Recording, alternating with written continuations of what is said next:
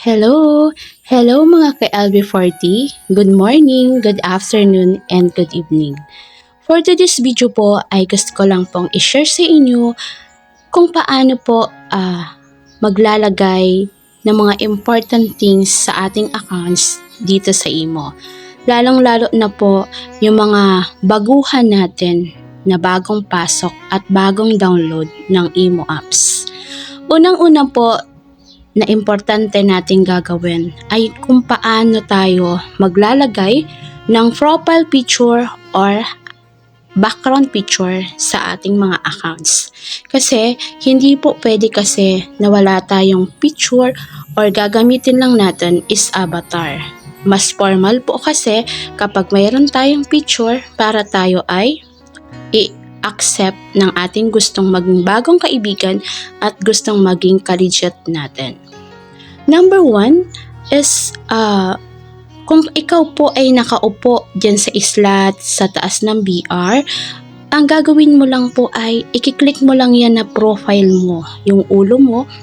At the same time, view profile, and then i-click mo ulit yung maliit na picture mo, and then click the edit.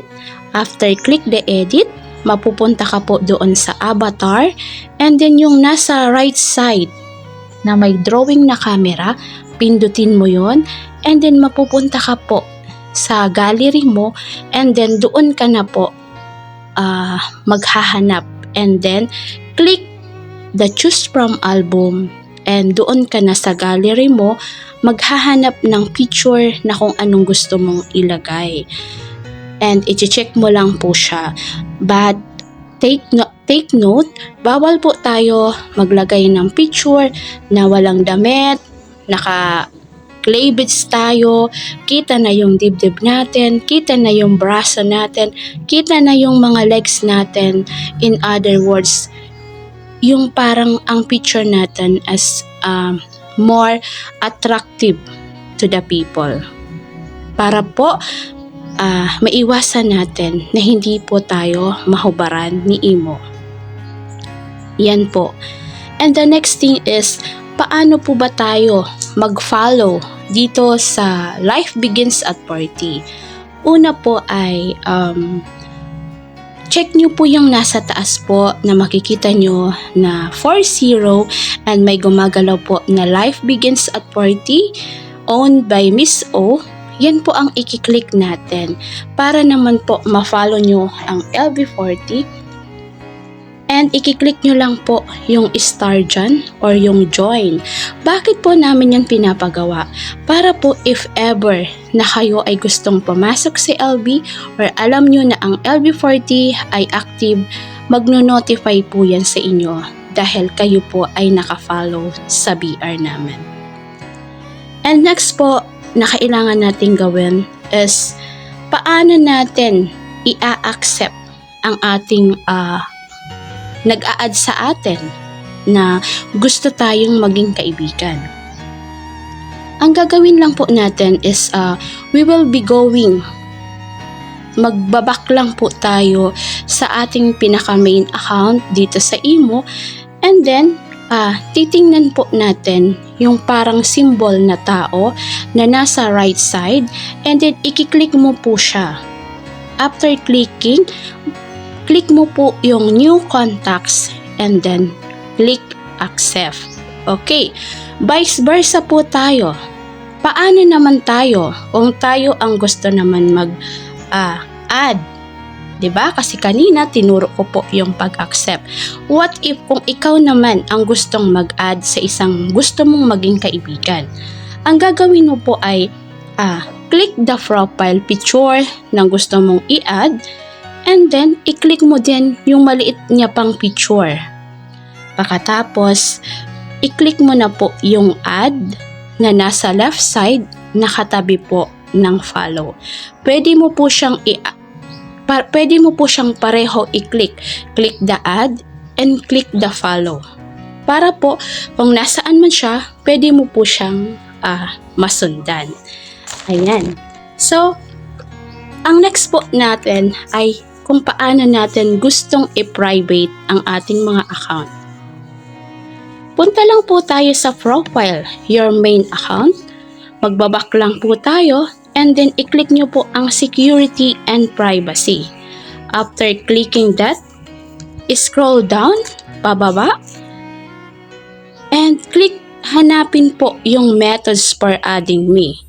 So, take down note po, dapat hindi po siya lahat naka-blue. Kung gusto nyo pong i-private ang account nyo. No, kung gusto nyo naman pong i-unprivate na para po may mga nakakapag-add sa'yo na willing naman po kayo na magpa-add, vice versa lang. Ang gagawin lang po natin is same procedure.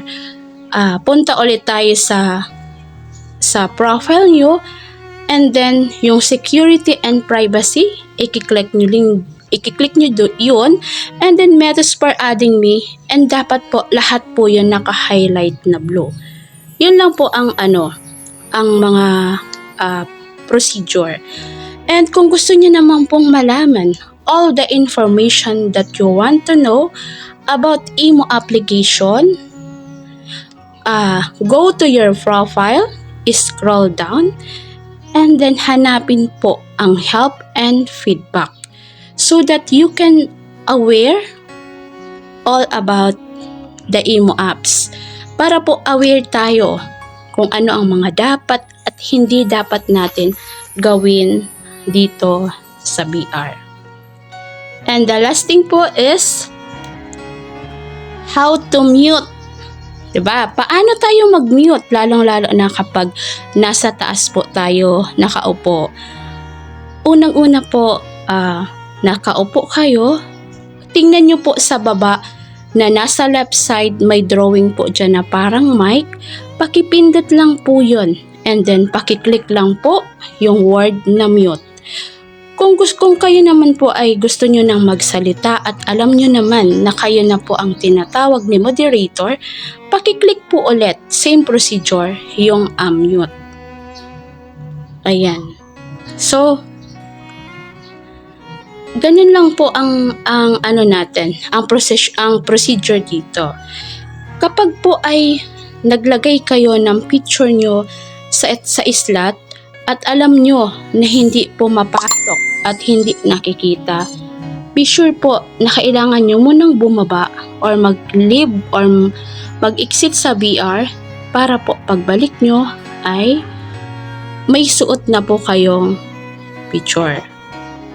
Okay? So, ganyan lang po ang sistema natin dito sa Life Begins at 40. So, ito po ay friendly reminders sa mga taga-Imo user and most especially sa ating mga taga-LV40 members. Ayan. Again, this is Miss O at your service for any kinds of you want to know about here in Imo. So, enjoy lang po tayo. Thank you so much for always patronizing our VR. Mahal po namin kayo and sana maging paborito nyo din po ang VR namin. Maraming salamat. God bless you all and have a nice day. Mahal na po kayo.